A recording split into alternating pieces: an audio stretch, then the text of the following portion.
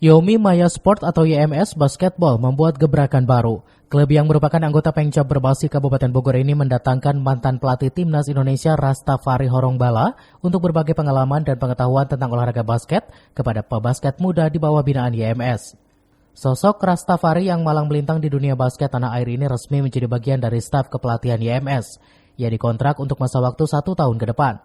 Bahkan coach yang akrab disapa Fahri resmi sebagai direktur teknik untuk kepelatihan, sekaligus pelatih di tim U16 Putri.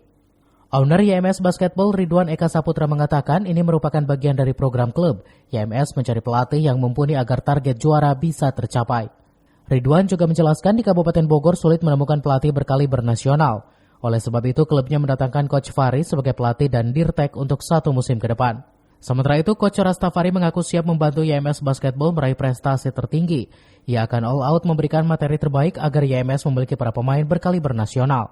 Selain itu, penerapan disiplin kepada para pebasket juga menjadi progres pertama yang akan Rastafari lakukan di sesi latihan perdananya.